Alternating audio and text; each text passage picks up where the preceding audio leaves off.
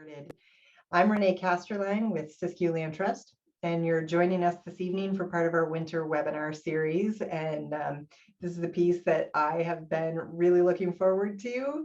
It's been months and months since I first reached out to Nick to suggest this webinar, and I'm really thankful that it works out for the Forest Service personnel to be able to do this, and really looking forward to the storytelling that we're going to hear here tonight, and the images they're going to share. I don't know, if the Abbey Center's Instagram feed always has photos on it that I am in awe of. So if you're on Instagram, make sure you're following the Shasta Avalanche Center to really just see some neat stuff and get a lot of good information.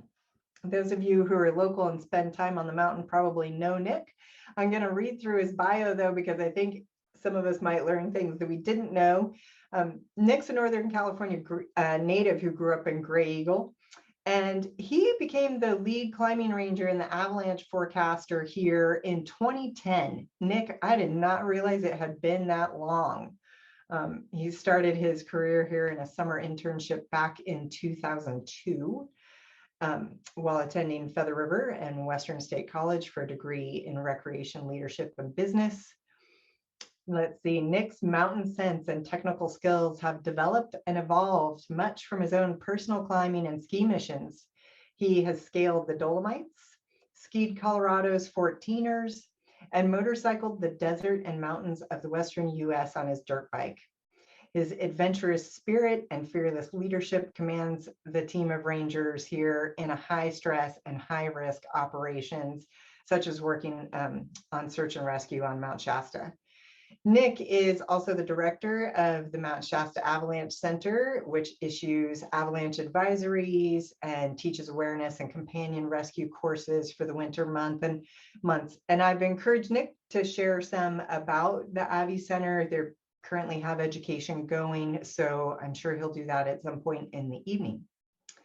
Tyanna Blaschak is the hydrologist on the Shasta Mcleod Management Unit of the Shasta Trinity National Forest, and it's been exactly 2 years to the day, possibly, since she joined the team. She has a master's degree in geosciences from Colorado State University and over a decade of experience with the Forest Service in hydrology and geology. She also grew up in Northern California, and now she lives here in Mount Shasta.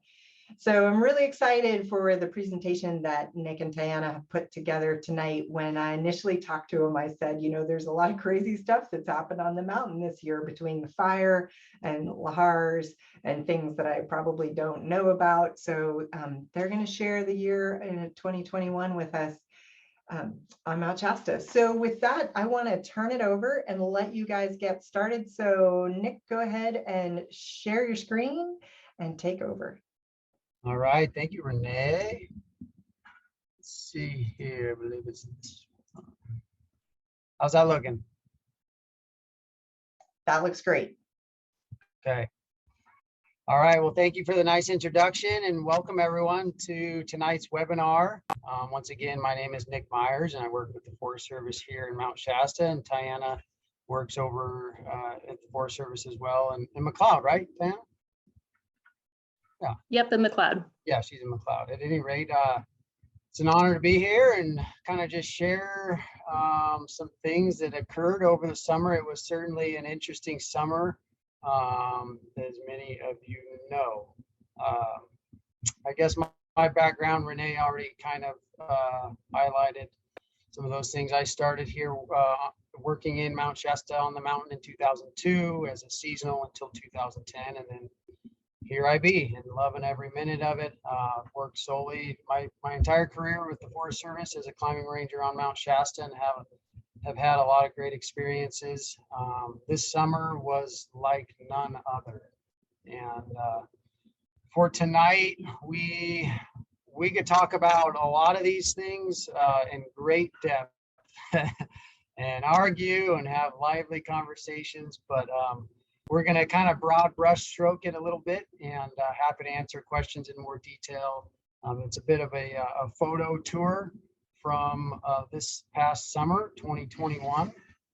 And the summer of peace, love, and happiness. And actually, it's more like, as soon as my slide advances, drought, fire, and mud flows. So we'll just start off in the springtime, or winter really, and talk about the winter leading into the spring, some of the winter weather that we saw that ultimately led into the summer, talk a little bit about the ranger program and what we do, some of the activities we're involved in. We'll move into the lava fire, and then Tyanna will talk about some mud flows. I do want to thank, I'll do a few thank yous when I get to those slides. Phil Rhodes was a big help in some of the glacier slides tonight, so I just want to give a shout out to him for helping out with a lot of that. But off we go here. So Mount Shasta, just by the numbers, last winter it was not very bountiful. We finished off the season 47% of normal for the wet season. That number is measured in Mount Shasta City. And so we were below normal for precipitation in town. We had about 159 inches of snow at tree line at the end of the season. When we talk about the wet season, that's October through April. If you ever see that in, National Weather Service text, the wet season, October through April. 22 inches was our max snowfall in 24 hours, 98 mile an hour max wind gusts recorded. The Mount Shasta Avalanche Center has 5 different weather stations all throughout the area here, and some of our best ones are in the old ski bowl and on Grayview. Both of those, or between the two, those have snow depth and temperature and wind. It's a heated anemometer up there on Grayview. That thing gets pounded all season long, and it does an amazing job. And it's heated to prevent it from riming up. Our snow depth sensor in Old Ski Bowl is 20 feet off the ground. That thing has been buried before, but certainly not last year. But at any rate, weather stations are accessible on our website for knowledge. 30 degrees was our average temperature, and then minimum and maximum temperatures recorded last winter again was 7 and 56. So every year, the rangers and fire personnel, Forest Service fire personnel and the climbing rangers participate in snow survey, and this data is collected for the state.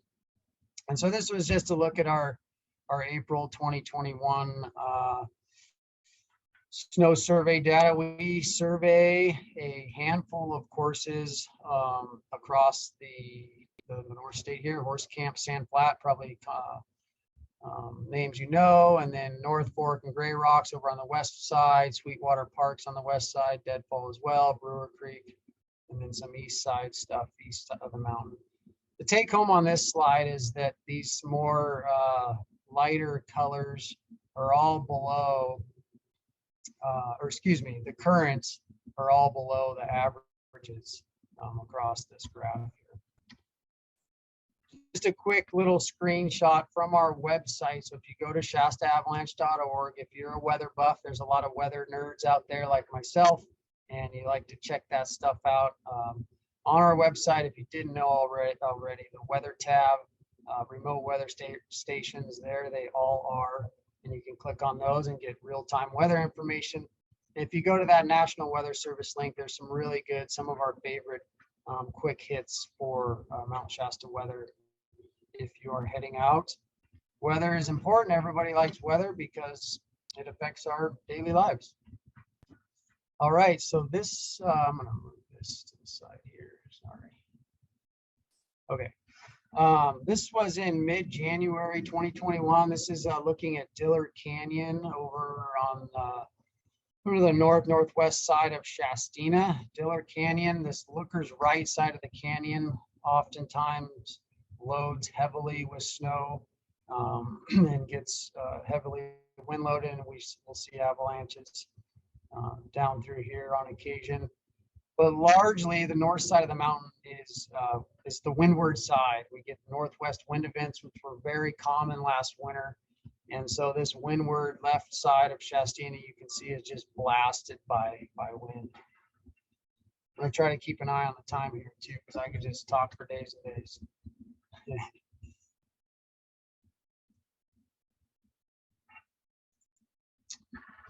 So this is early April 2021 here. On the south side of the mountain, this was during a search and rescue event.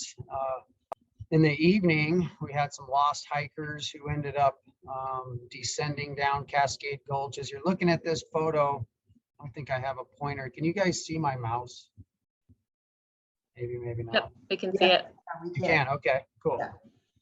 So this is Giddy Gulch right here, and then Cascade Gulch essentially is this big drainage here. All these drainages come down into Cascade Gulch, and so the hiker ended up, anybody that gets lost or descends too quickly in this area of the mountain usually end up in Cascade Gulch, and they pop out down by McBride Springs along the Everett. That's what happened in this instance. Back to snow coverage, April 2021, not looking that great for snow coverage. And we're headed into the climbing season. So myself and the rangers and climbers alike were kind of a little concerned at this point.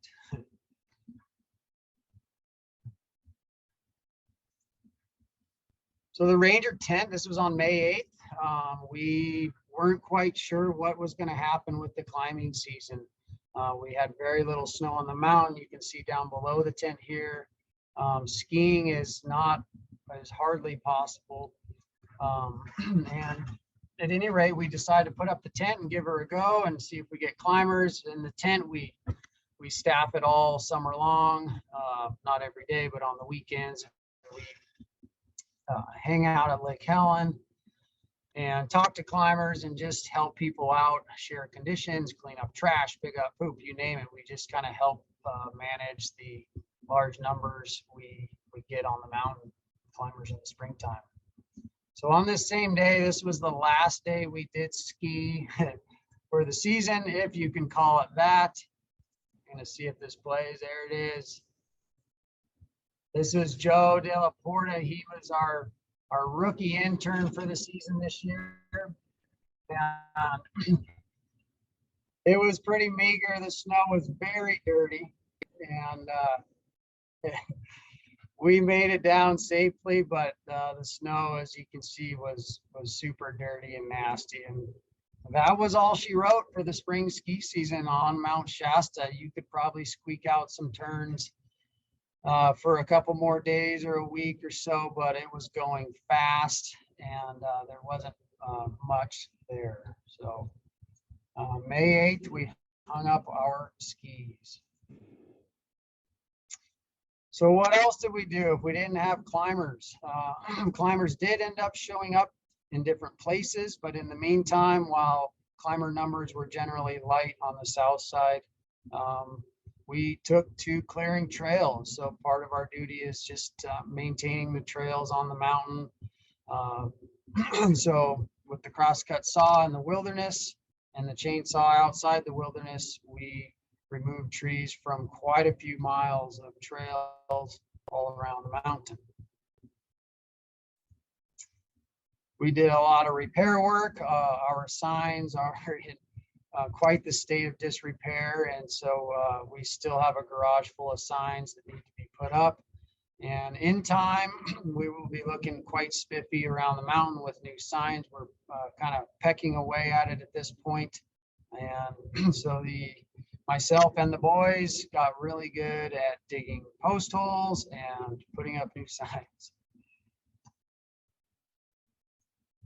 We did training, of course. The rangers train every year in-house, and we have some training folks from out of the area come in and help. We have a memorandum of understanding with Siskiyou County Search and Rescue that allows us to participate and function in search and rescue on Mount Shasta.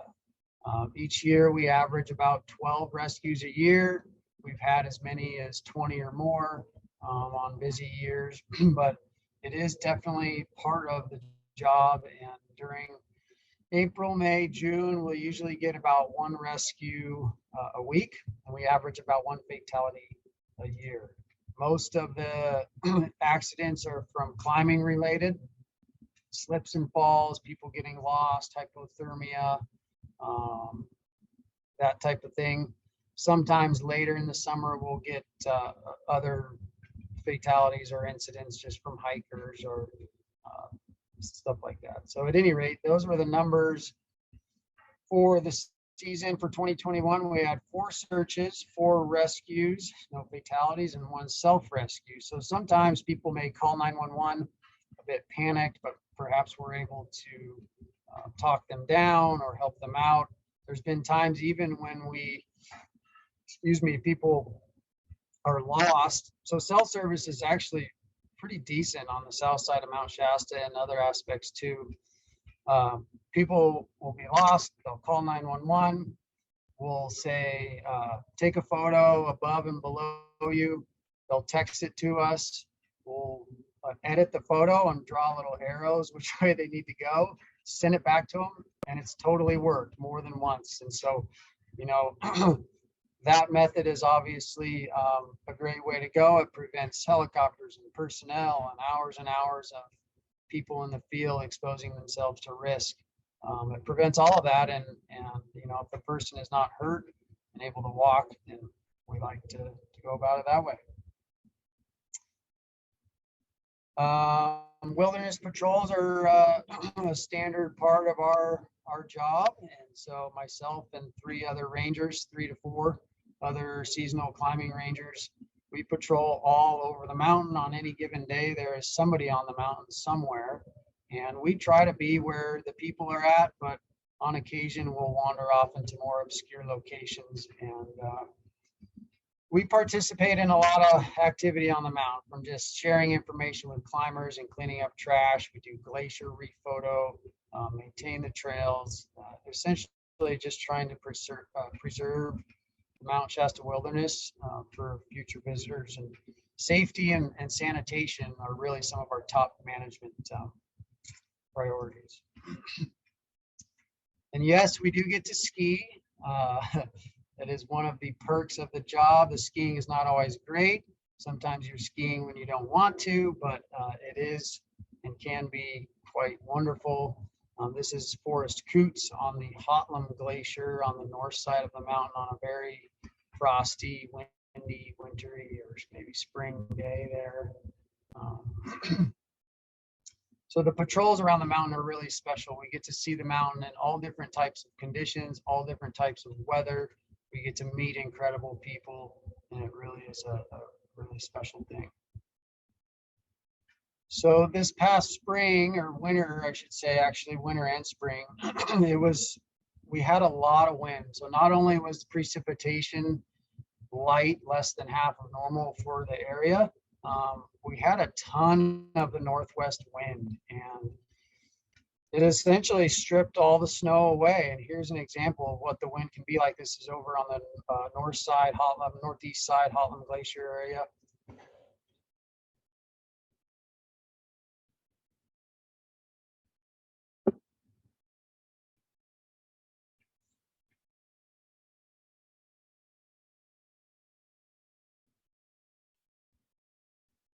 So as you can see, the wind is just incessant, and we would have storms this last winter that would bring snow to the mountain would turn white, everyone's happy, yay, the mountain's white, and a couple days later, it would be back to just salt and pepper rocks and snow in the gullies and ridges stripped down to ice and rock, and all from our wonderful friend, the wind.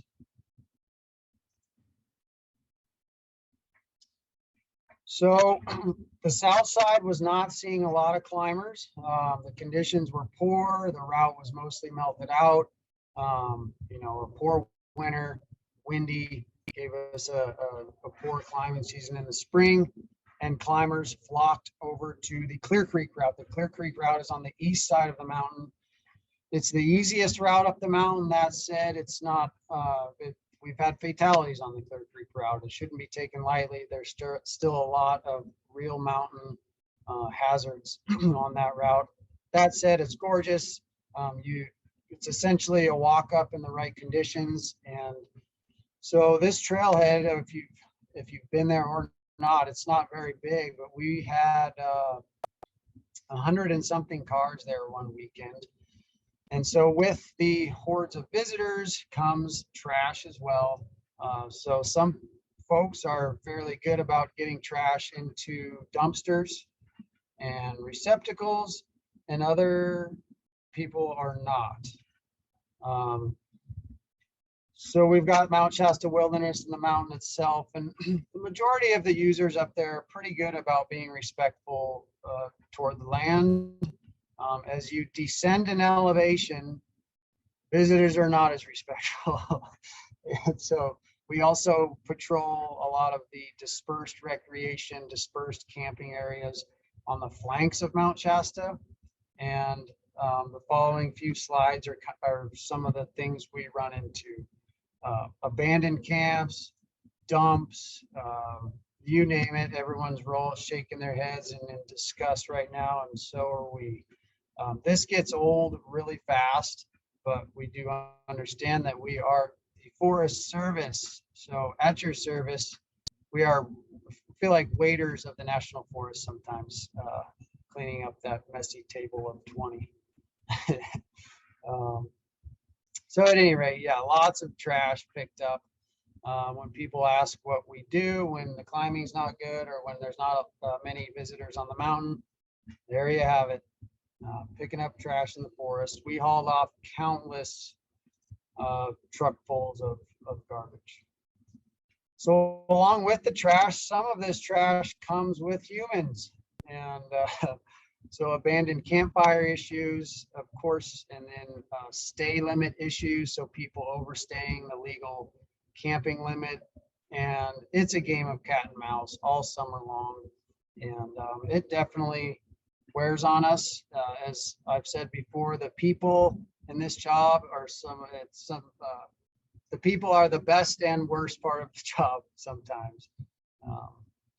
So we do our best to maintain thick skin and be polite and respectful, and hopefully if we're respectful, then we like to think that we will get that back. Okay, so transitioning here from the spring climbing season, not a lot of climbers except for on the Clear Creek route. And rangers are around and about doing trail work and dispersed wreck stuff. And then the lava fire occurred. And we had some lightning that came through on June 24th. And started a fire northeast of Weed, California. And on June 29th, the fire made a large run, and then it wasn't until went to a type 1 incident, which is the largest, and then back on to a type 3 on July 10th. So it was really late June and July that this fire did its number. And out of all the things we're talking about tonight, this one was really the biggest impact to life and limb, I would say, to people. And this is a little video here I'm just going to let play. There's Diller Canyon there. You can see the retardant around the fire. So this was a big push the fire made that threatened Mount Shasta.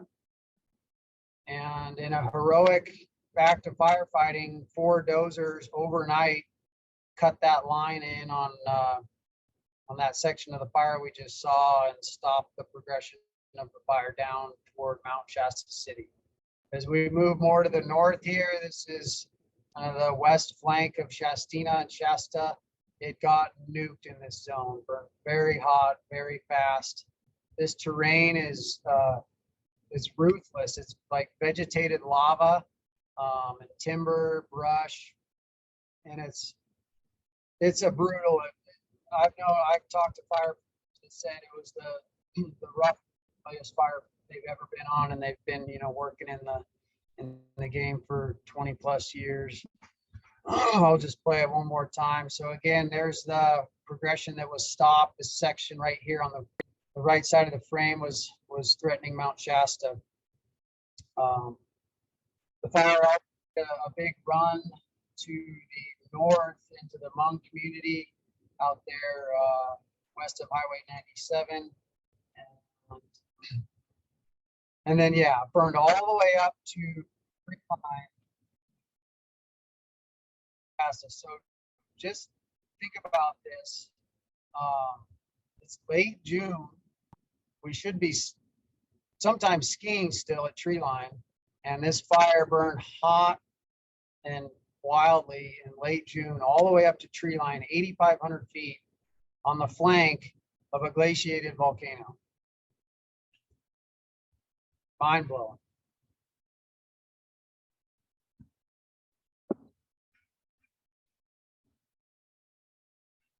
So this is just an outline of the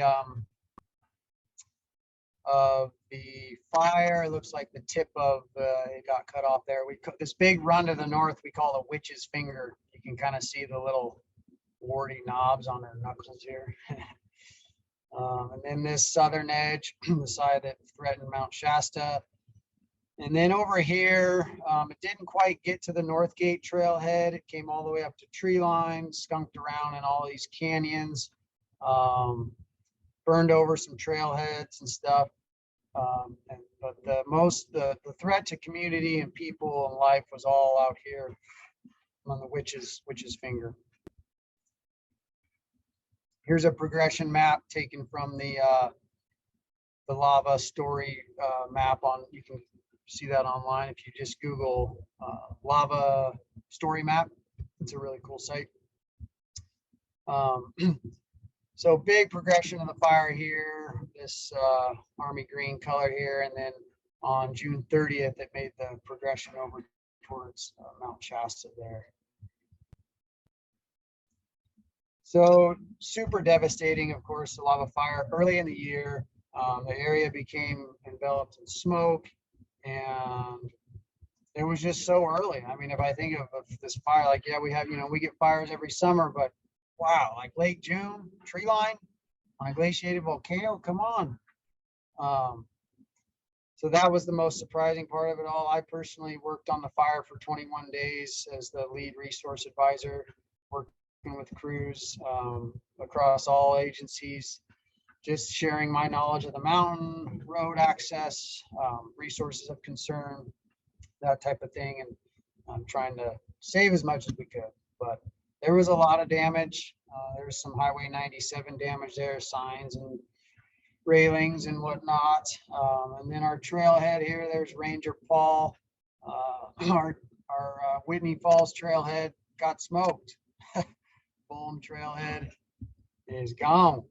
We do have plans to replace all this and hopefully develop a new trail into the Whitney Falls area. But at this point, I guess we're still just licking our wounds. Some more aerial photos. I was able to be lucky enough to take several aerial flights to recon the extent of the fire. This is all out along 97. This big parking lot right here is just across from the turnoff that goes to Shastina. When this thing was rocking and rolling, it was a sight to be seen. The pyrocumulus clouds that formed up into the atmosphere were incredible. And the aerial show that was happening was also incredible. And you saw in those past slides, just stripes all over the place, doing everything they could to try to steer the fire. A fire of this size and burning as wildly as it was, it's very difficult to put out. You can direct it somewhat, but putting it out is very tough when conditions were as such. It was very, very windy that day. Some more photos here. This photo on the left was before it had made its progression over to the south towards Diller Canyon. And there's a big strip of retardant doing what it's supposed to do. burned all around it there. Photo credit to Carrie Ann Snore on this left one here. These are the last slides for the lava fire, and yeah, just huge thanks to everyone that was involved and took part in that. It truly was a community effort, keeping people safe as we could, and just coping with this wildfire. This photo was taken from the South Weed area, and as I went to bed on the night of, well, I guess that was the 30th, I could see the fire with my head on the pillow, and it was 10:30 at night. And I said to my wife, "We better take a drive. This could be serious." And unfortunately, firefighters were able to stop it from going down into Mount Shasta and Weed. And, the fire again transitioned to type 3 on July 10th, and I was in control status from that time out. All right, transitioning sharply from fire to ice and talk about the glaciers a little bit. Doing okay on time after glaciers, and we're going to roll into Mudflows, and Tyanna is going to take over. So again, big credit to Phil Rose. He helped me out a lot with the glaciers. We see the glaciers a lot. We walk on them. We look at them, but the rangers have not done a bunch of in-depth studies per se. We ride the coattails of the other folks out there doing that stuff. And Phil Rose is a bit of a what I call maybe a citizen scientist, and he perhaps is one of the leading guys with knowledge, really good knowledge on the glaciers of Mount Shasta, historical all the way up to current. So again, thank you, Phil. He helped me out a lot. Rangers partake in what we call a glacier rephoto project. Every year we go to many different locations on the mountain, and we photograph the same frame every season. Forrest Coots has been doing many of those over the last decade or more, along with myself and some of the other guys. And so that's one thing that we do to contribute to just monitoring the glaciers. But Phil has been doing a lot of glacier comparison stuff and studies, and doing a really good job. We can talk more. We can talk glaciers all night, honestly, but I'll keep moving here. So just a glacier in general, you know, is it's a river of ice, and it's ice that's, you know, formed from snow in a location, you know, where it's too cold for each season's snowfall to melt completely. And so the snow thaws and it consolidates and refreezes and gradually compresses under succeeding annual layers of snow. And until the ice becomes thick enough, about 100 feet, or when the ice becomes thick enough, about 100 feet thereabouts, then gravity takes over, and this mass begins to creep or slowly flow down the slope. And so the glaciers grow and shrink, you know, essentially in response to two factors: the amount of snowfall and the amount of summer warmth. And these changes mainly influence the lower end of the glacier, called the terminus or the snout. So snowfall really determines the amount of ice flow, and temperature decides how fast the ice melts. So kind of the anatomy of a glacier there. A quick shout out to NOAA and the National Weather Service. If you're interested in climate stuff, you can go to the Climate Prediction Center, and they have a lot of really great information on there looking to dive into climate stuff. But this simple image is temperature trends from 1895 to 2020. And this is degrees Fahrenheit per decade. And right up here in Northern California, we're kind of on the edge of the light tan, the darker there. So somewhere 0.1 to 0.3 degrees above normal. And this next slide that you're seeing shows the major drought periods at Mount Shasta, and this is from Phil Rhodes. He just says that the Mount Shasta's glaciers have proven to be particularly sensitive to local and even worldwide climatic functions. And he's found a striking correlation between Mount Shasta's longer duration droughts and the upward trends in global temperatures. And furthermore, he's found a strong correlation between the global warming pauses that have occurred between 1940 and 1970, and then from the late 90s to the 2000s, where there was relative growth or stability of the glaciers. So I thought that was kind of interesting. Indeed, the glaciers on Shasta are being impacted. This is again from Phil, and we don't have to go through all this, but one of the big ones is the climate change has driven these northward, the northward migration of the Pacific storm tracks. So we're essentially getting fewer of the southerly storms. It's those south storms, storms approaching from the south, blowing to the north, where it's the Shasta snowmaker, those storms where we just get absolutely dumped on. You go from Redding to Mount Shasta, and in 50 miles, you have several, thousands of feet of uplift. You have a canyon funneling weather up right at the base of Mount Shasta. And then the north side of Shasta is sort of the leeward side. It gets wind loaded heavily.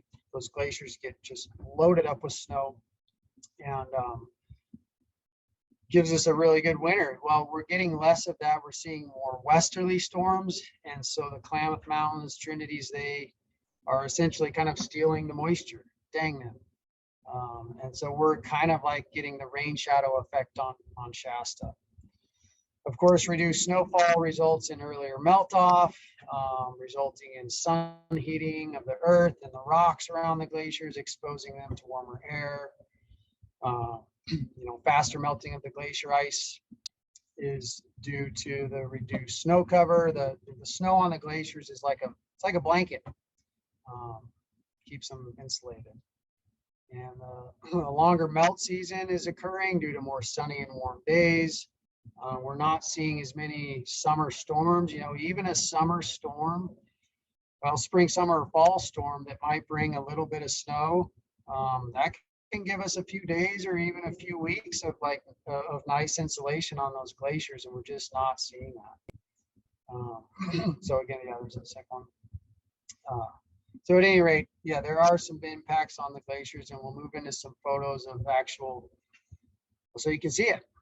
So the Boulder Glacier, I'm going to go into a little bit of detail on some of the glaciers and less so on others. But the Boulder Glacier sits on the north side of the mountain. It's a relatively small glacier, but in the recent years, this glacier has become two active ice. Sorry, that's a typo there. Ice masses, not passes. Apologies. So it's become two active ice masses separated by ice cored morainal deposits. So these ice cored morainal deposits, they're ice, but they're covered in rocks, and we'll see some photos kind of showing that. So there's a couple different schools of thought. Is it, if you consider stagnant ice part of the glacier,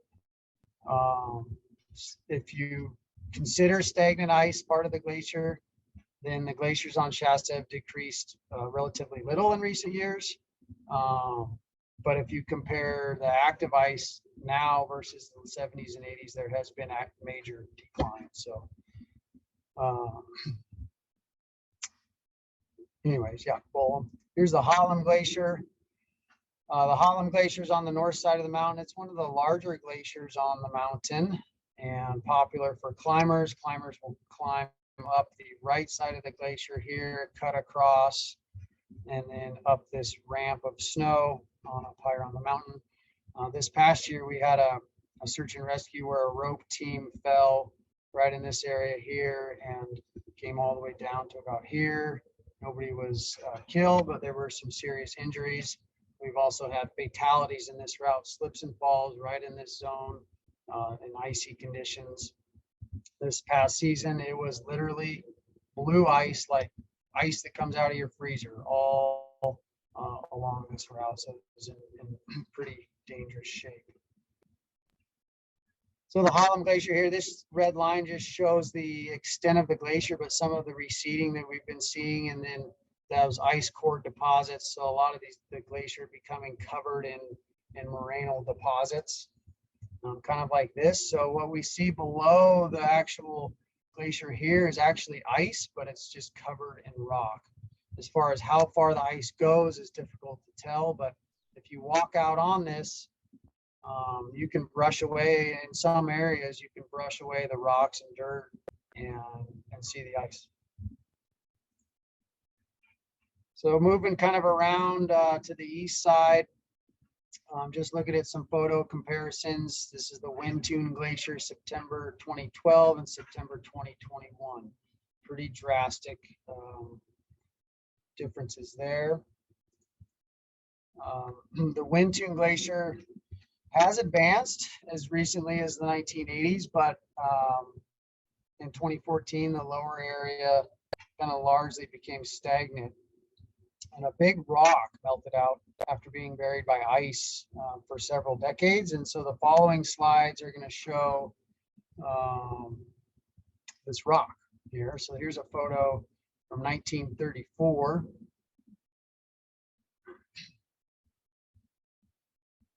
So in the 20s and 30s was a severe drought, the Dust Bowl, and so Mount Shasta's glaciers probably may have been at the smallest perhaps they've ever been, what Phil has mentioned. At any rate, moving on, 1986, we saw some growth in the glaciers, looking a little bit fatter here. And then 2012 here, rock starting to show a little bit.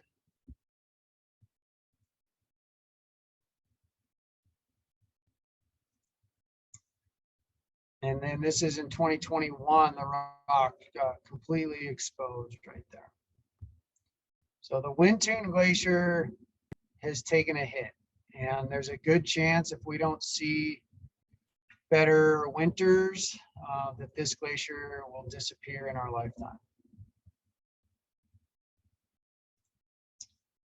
So here's a photo from forest, just showing kind of that stagnant ice versus the active ice.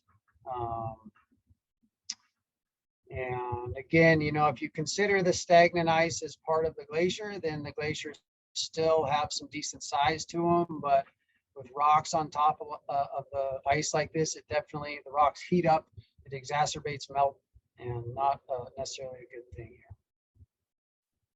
One last photo of the Wind-Tune there, kind of a nice one.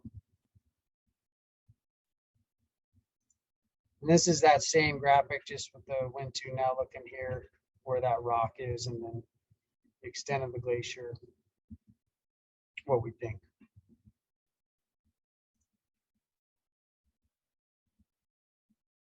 Yeah, the east side, again, the east side accessed via Mcleod, and you know, you can get all these views from Military Pass Road if you head out that way on a drive someday. So 1987, 2012, 2021, looking a little more rocky. So the proof is kind of in the pudding here, guys and gals. The glaciers do seem to be receding on Shasta. We hope for bountiful winters, and it really is a factor of the winter. If we can get some good winters and good storms and get some snow on those glaciers, they will begin to build back up. Coquette Glacier, not a whole lot to say here. Fairly small glacier, top of Mud Creek Canyon, east side of the mountain. The Clear Creek route is off to the right here.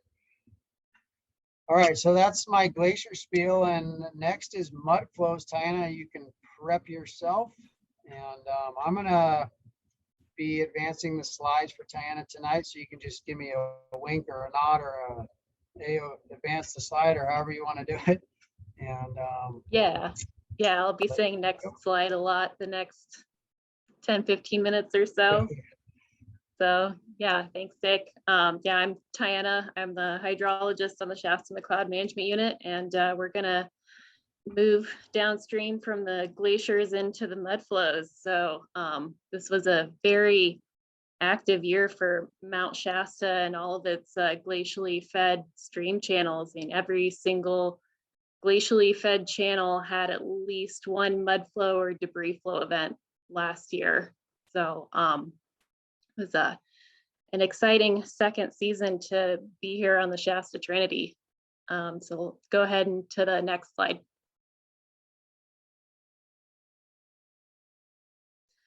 So, you know, we throw around a lot of words: mud flows, debris flows, landslides, mudslides, lahars, yokalopes. What are these things? So like, well, for the purposes of this talk tonight, we'll kind of use debris flows or mud flows interchangeably, but really these are a type of landslide that's a big moving mass of loose mud, rock, and water that travels down slope under the influence of gravity. And it resembles like a slurry of wet concrete. So these, when they're confined to a channel, can travel miles downstream like they do here. Usually to meet the technical definition of a debris flow, it's got to be 60 to 65% or greater sediment and rock material to water. And then just the difference between a mud flow and debris flow is kind of the size of the material. So mud flows overall tend to have, you know, finer material, but like I said, for the purposes of tonight, we'll use mud flows and debris flows interchangeably. And then you also sometimes hear the word lahars. Those tend to refer to larger events, often on volcanoes or related to volcanic activity. So those are mud flows that are kind of either really big or driven by some kind of like melting event related to volcanic activity. So next slide. So Mount Shasta has a long history of mud flows. So here are some historical photos of previous events. On the left hand of the slide, we see some photos from the 1920s events in Mud Creek. In the upper left-hand corner, there's a man holding a telephone wire that was originally 16 feet off the ground. And basically the amount of material was about 10 to 15 feet deep from that 1924 event, which was one of the largest ones in that stretch of that drought period. And then on the right-hand side, we see some photos of the 1977 debris flow event on Ash Creek. Ash Creek is on the east side of the mountain. It tends to be a little less active than Mud Creek and Whitney Creek are, but it has had debris flows in the past too. So you can see a man standing on a completely filled valley full of boulders, and a couple of folks in the upper right-hand corner marveling at some newly deposited mud. So kind of what contributes to these mud flow events on Mount Shasta, especially in last year. We have steep, unstable slopes with a lot of loose volcanic material. If you go back to thinking about those photos that Nick showed of all of the glaciers, you know, all of that loose rubble, rocky debris around the base of the glaciers. So when we have extended periods of hot weather, including above freezing temperatures at night up in those glaciers, that contributes to increased melt. And then also the other story from last year is our lack of snowpack. So the snow cover on top of the glaciers is like this insulating blanket, protecting it from the solar radiation and air temperatures. I mean, when we don't have that snowpack, that also drives the melt, particularly when we get those periods of hot weather. So we had a fairly warm spring and then went right into a very hot summer early on. So I think June and July, Phil Rhodes looked up some temperature data for us, and the average high temperatures for June and July for those months were about 10 degrees Fahrenheit above our normal average highs. So it was fairly warm. in the 90s during the day, which is pretty hot for a town like Mount Shasta. So, going just farther up the hill, it's still pretty warm for those elevations. So, so we have hot weather, and extended periods, steep unstable slopes, and glaciers that don't have their insulation being melted. So those are all kind of some drivers of mud and debris flows on Mount Shasta. And then one of the other things that we have, especially during the summer, are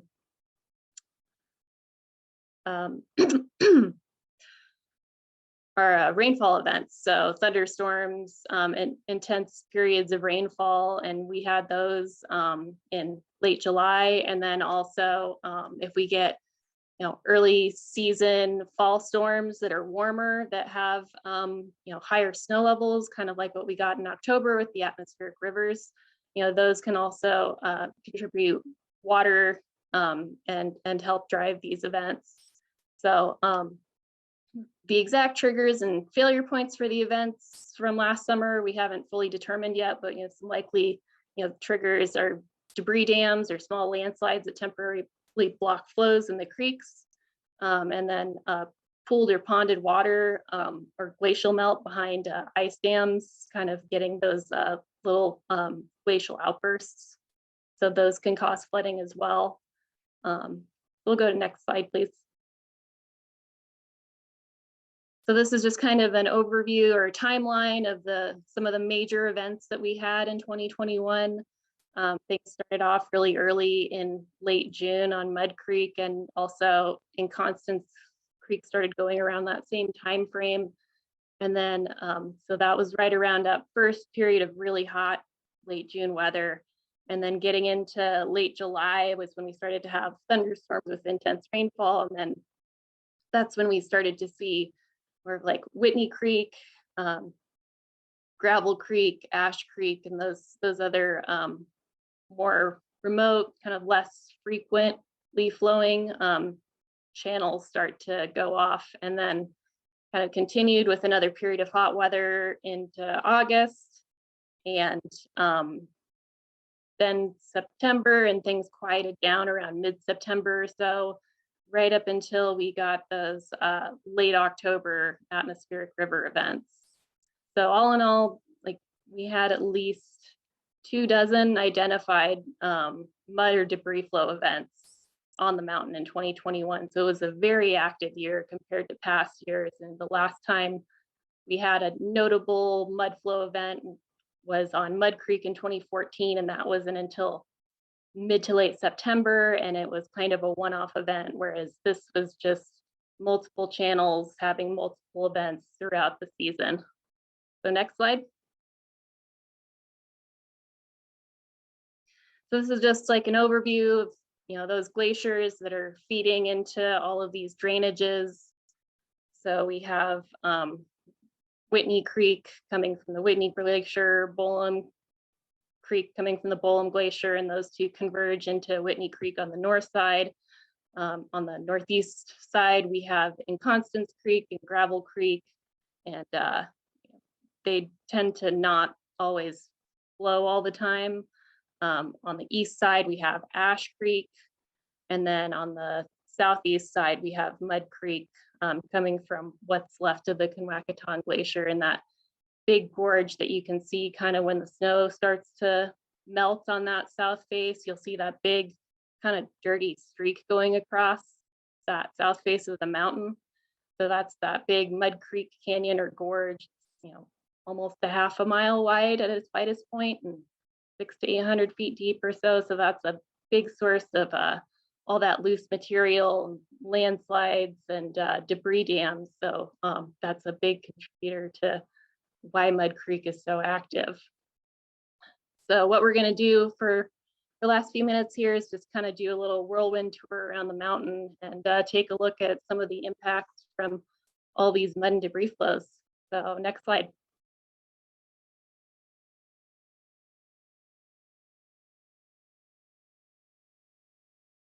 So we're going to start up at Whitney Creek, so you can kind of see a little bit of the watershed. And that yellow line that crosses Whitney Creek right at the top is Highway 97. And then just below that is the railroad. So next slide.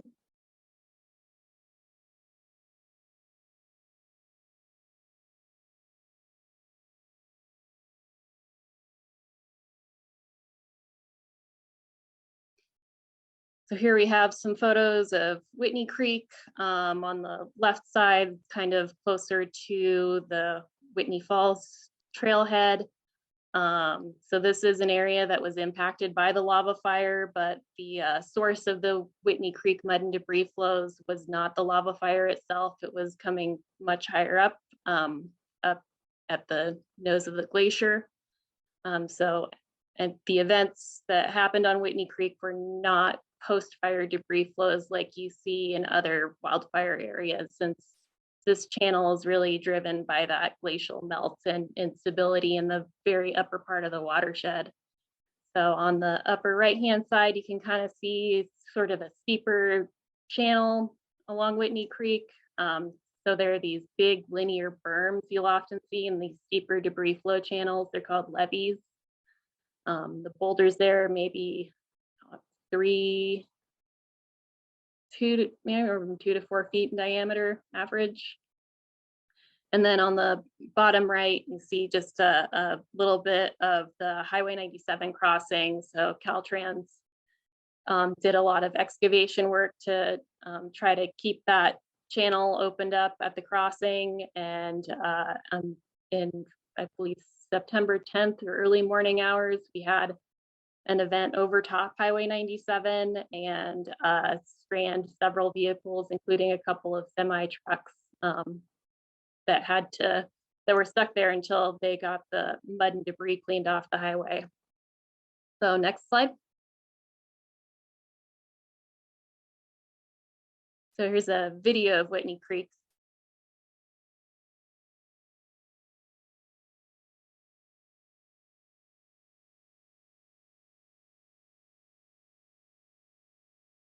And hopefully there isn't too much of a lag. I know sometimes these can be a little choppy. That's just an example of some of the mud and debris coming down the lower part of the channel. And then we can move on to, we've got another video after this one. So Nick, you remind me, is this Coquette Falls or? Yeah. Yes, yeah, Coquette. Yeah, so this is a debris flow coming right over Coquette Waterfall. So you can kind of see where that cloud of dust is. There's just this moving, almost cohesive mass of rock and mud. So that's kind of like classic debris flow behavior.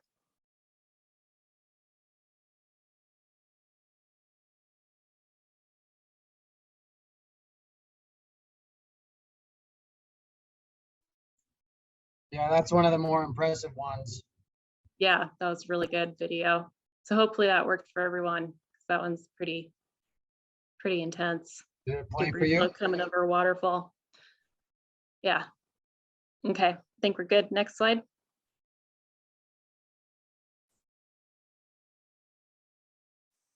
So we're moving on over to Inconstance and Gravel Creeks on the northeast side. So we'll go, yeah, that's Inconstance and that's Gravel, the lower one. So these both kind of end at the bottom of an alluvial fan and a sink. They don't really connect to anything downstream. Next slide.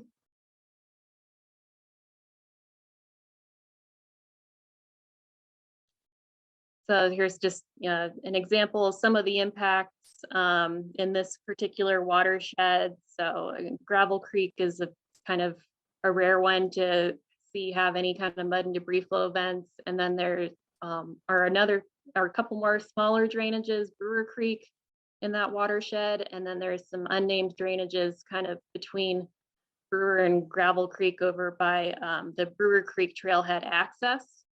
So back at the end of July, we had some pretty good thunderstorm triggered some debris flow events on some of these smaller channels, and plugged culverts and washed out the Brewer Creek trailhead. So we worked to try to reopen that road as soon as we could back in August.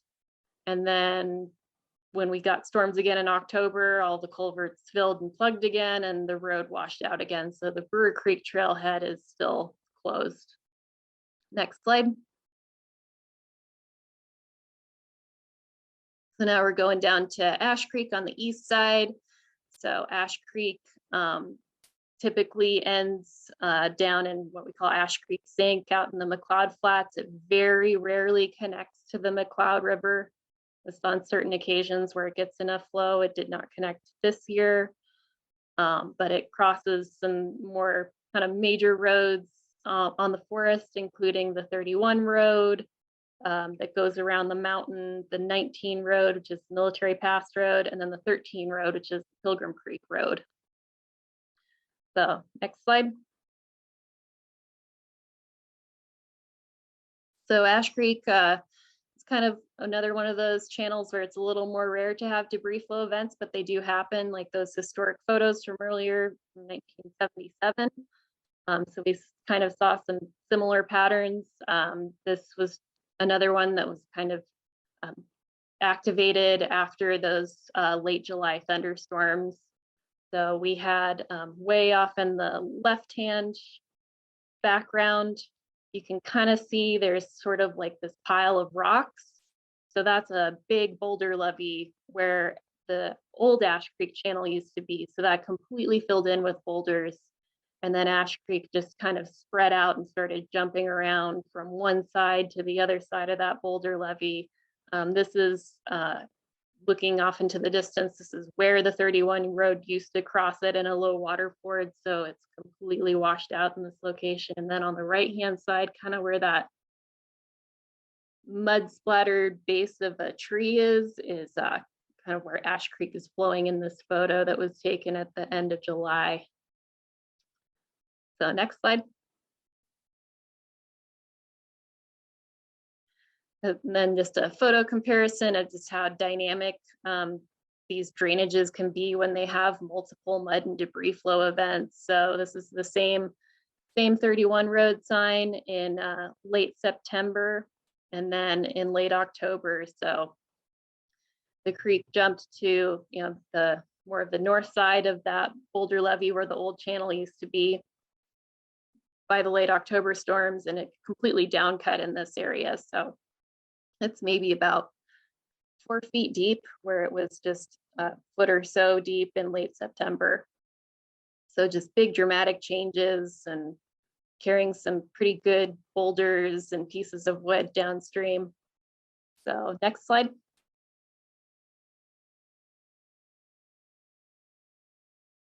So now we're going to move on to last but not least Mud Creek over on the southeast side. So Mud Creek is about 16, 17 miles long. It's the only drainage on Mount Shasta that's glacially fed that has a year-round flow or year-round connection to the Mcleod River downstream. So it naturally carries a really high sediment and high turbidity load. Whenever you go look at it, it's just always very cloudy.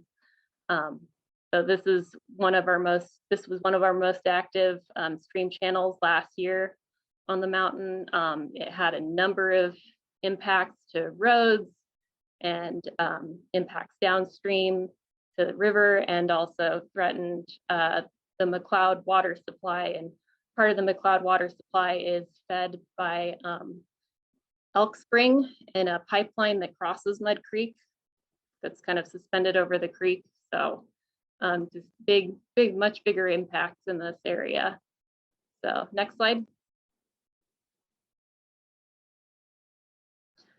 So just kind of give you how things sort of started off. In the upper left-hand corner is a photo of the Pilgrim Creek Road or the 13 Road Bridge back in March of 2020, kind of how things used to look, sort of gravelly, turbid, but relatively quiet. And then just below that is a photo taken around 5:30 in the evening on June 27th. which was the first day we had a debris flow event on Mud Creek.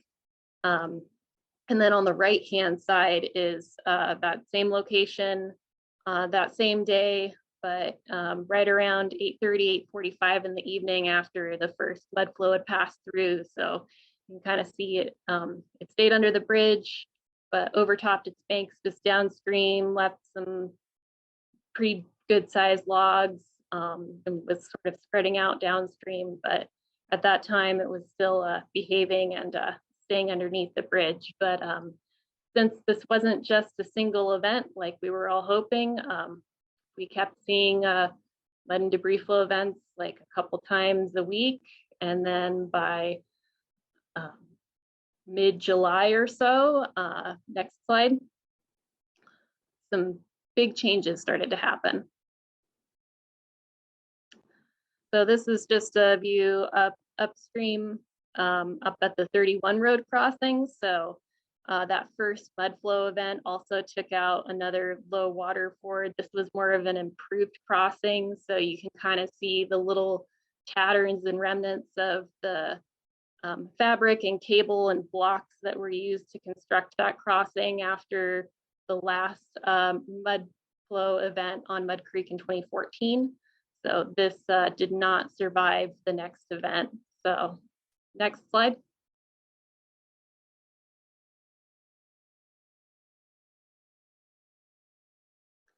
So here's just a video up at the 31 road.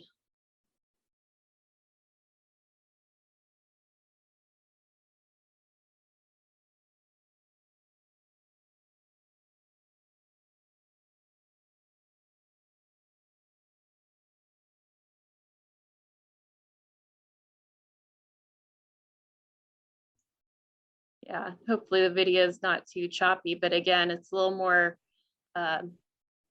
smaller material than that Coquette Falls video, but still carrying some decent sized boulders about 2 to 3 feet in diameter.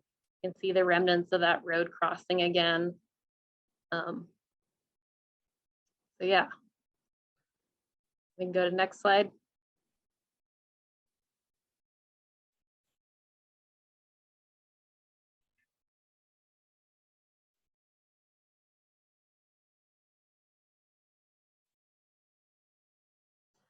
So yeah, by mid-July, things had really changed on Mud Creek. It started overtopping its banks upstream of the bridge, and the bridge is still intact. It's a great, well-designed bridge that was constructed after the 2014 mud flow. The problem was Mud Creek didn't want to stay in that channel. So Mud Creek started depositing mud and migrating around on the floodplain out by Mud Meadow on either side of the bridge, and really started flanking the bridge.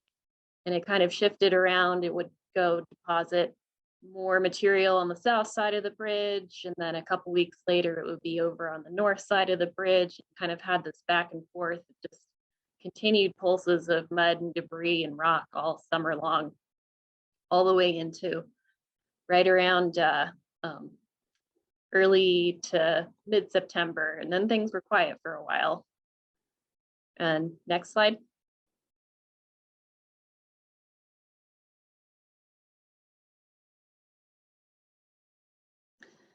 And then we got the late October storms, and by that time things had changed quite a bit. Mud Creek was in a completely new location, flowing out. If you know where Mud Meadow is on the 13 road, it's just over kind of between the 13 road and the Esperanza road. So Mud Creek had been flowing actively over the top of the roadway and eroding into the roadbed, and was really essentially like this waterfall of mud and boulders and carving a new channel through that meadow. So at that point, it was really nowhere near the bridge. And then the photo on the right is another photo taken from those late October storms of that, those larger material just upstream about a mile or two from the Elk Spring pipeline for the community of Mcleod. And those boulders in the photo, it's hard to tell, but they're right around 3 to 5 feet in diameter. So it carried some pretty big material when all of that remobilized with those intense rainfalls that we had in late October. So next slide.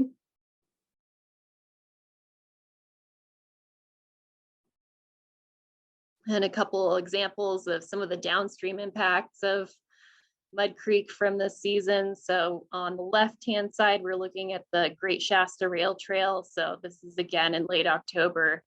Mud Creek was kind of migrating out into some secondary channels and overtopping the rails to trails conversion. So it was starting to erode away into the trailway and cause some washouts. And then on the right-hand side, we have a picture of the Mcleod River downstream of Lake Mcleod, the reservoir.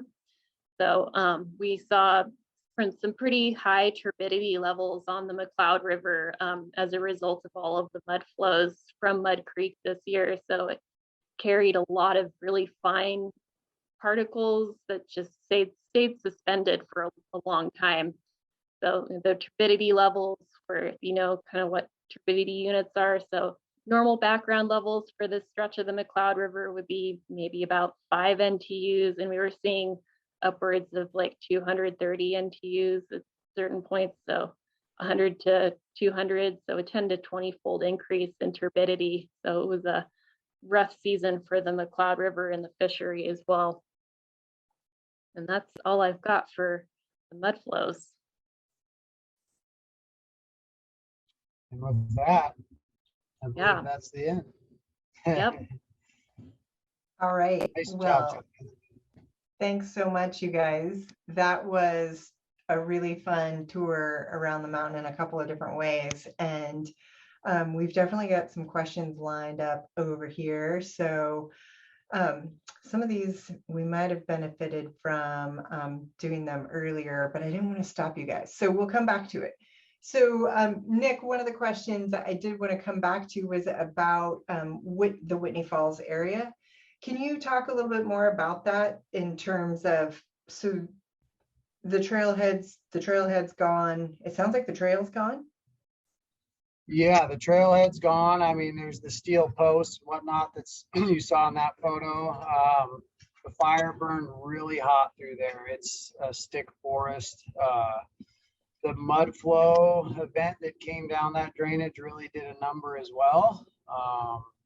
So one can still, so for those that have been there, you park at the trailhead and you walk across the drainage. One can still do that. It's a little bit more challenging than it was before. The channel is wider and deeper. I don't even know what it looks like at this point. So I guess, you know, the trail out there was kind of funky to begin with. Once you get outside of the drainage, the trail is there, but it has been burned. The burn severity is severe through there. Okay. All right. Well, thank you. And then a question from Greg. Have you seen the forecast that speculates that we will see no further precipitation over the winter and spring? And is that considered realistic? I haven't seen that forecast. I don't want that forecast to come true. Yeah. All right. Nick, is there anything that you can say about sort of short and long range forecasts in terms of precipitation, or is it just too speculative? You know, it's funny, right before this presentation, I was reading my email, and if anybody has this, if you want, I can maybe give you the cliff notes. My weather cohort from the National Weather Service up in Medford, Brett Moots, who helps out a lot. A quick plug. At the beginning of every month, we do avalanche awareness and companion rescue for the Avalanche Center. At the beginning of the Avi awareness on Saturdays, this is at 7 p.m., Brett comes on and does a little winter weather outlook each time for 15 minutes. So if you want to hear him talk, the next one will be in February. And but anyways, he said, oh gosh, he was talking about perhaps later in the month. maybe the 25th or thereabouts. Some precipitation. This is a lot of gobbledygook right here. I won't get into that. Maybe precip at the end of the month. Okay. We'll all keep our fingers crossed and maybe do a Yeah. rain dance or two. So a question from Francis Mangles. Local climbers say the glaciers are turning inside out.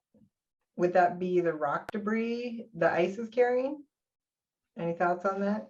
Yeah, I think that could be Tyanna, chime in. Yeah, glaciers turning inside out because the rocks are on the outside. It could be one way of looking at it. All right, let's see. You do not need the questions about editing videos. I know there are more in here. While I pull up the Q&A's questions. Oh, here we go. Oh, so a couple of questions going back to some of the slides. The LiDAR slide for the creeks, Nick, was that part of the story map, or is there a place where people can view? Those are all, I made those with some of our internal GIS data. So I don't know if there's anything publicly available, definitely not in like a storyboard type format yet. I could share that with you though, if you'd like, but yeah, that's data from the 2010 LiDAR that we have for Mount Shasta. Okay. Maybe what we can do, because there's another question about what the different colors signify on the mud flow and debris flow graphs. Okay, if he's referring to the timeline, those kind of dots that correspond with the labels. So the warmer colors are like the oranges and reds, just kind of signify more events on those dates. So we had some, significant dates, kind of like, June 31st, for example, where we had a number of debris flow events on different drainages just from the thunderstorms. So Okay. that's what that refers to. But Phyllis asks, is there a lot of noise associated with the mud flow events? Yes, yeah. So, I mean, if you're standing there, oftentimes if you hear the front of the mud flow approaching, it's almost like a jet engine roar or a train just gradually getting louder, except it doesn't, really go by you until it's just like very loud. And when the sound of boulders kind of crashing together, it's like a very strange, deep sound. It's hard to describe really, but between that and all the rushing water, muddy water, it's very loud. Yep. I bet.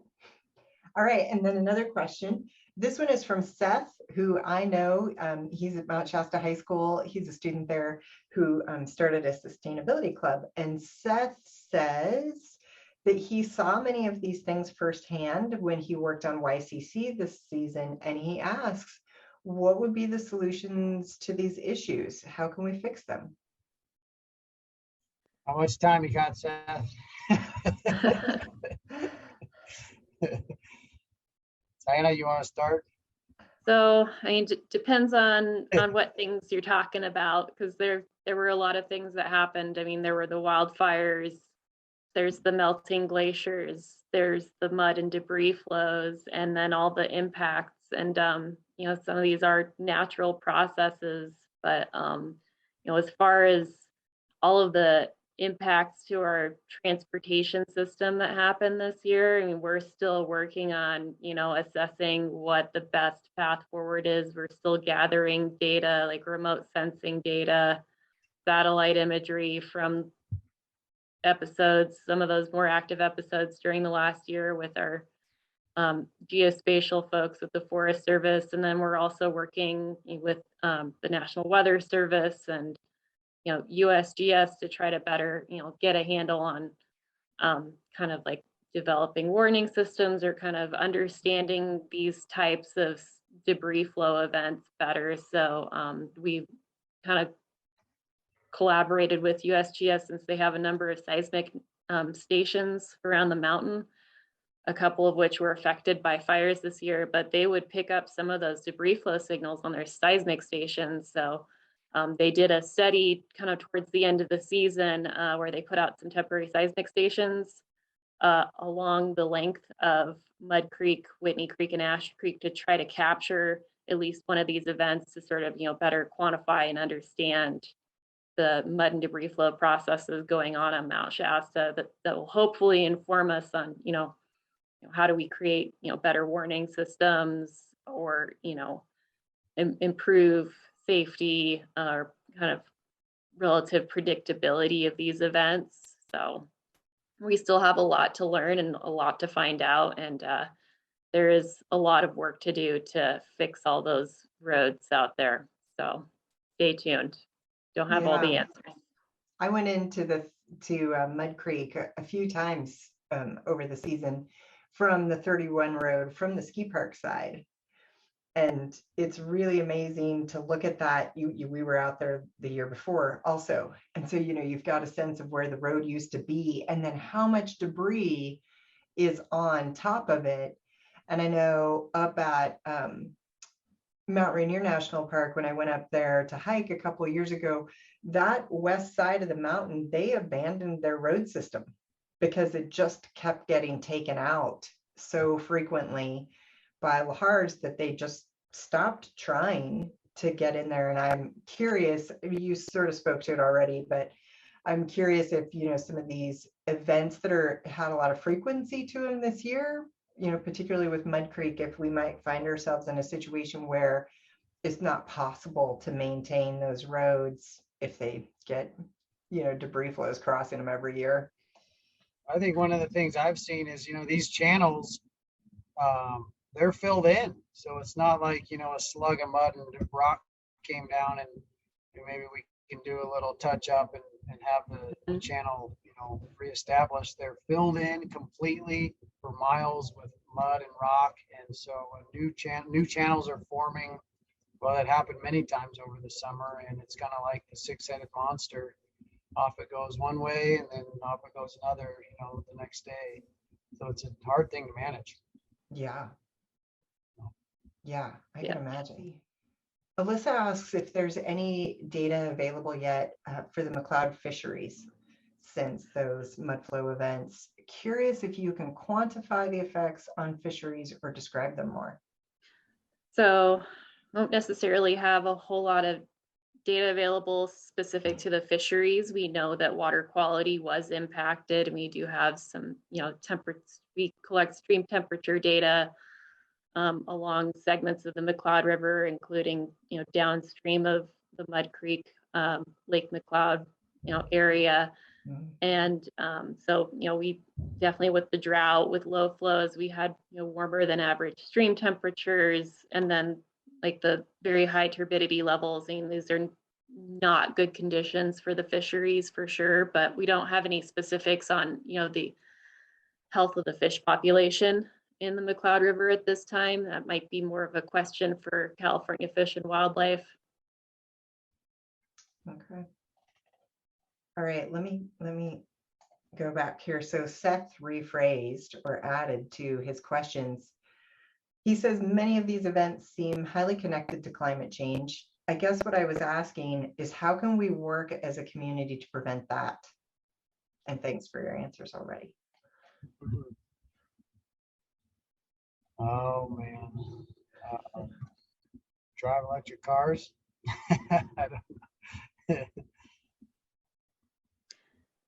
Yeah, I mean, lots of things, and that goes back to, the bigger picture with climate change and sustainability. And I will say, with climate change, I mean, we're going to see more conditions that are ripe for these kinds of events, I think.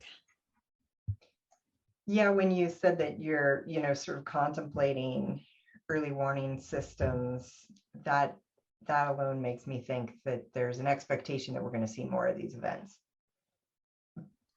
Yeah, I mean, especially since this has happened in the past, with some frequency. I mean, there's no reason to think that things will just stop after last year.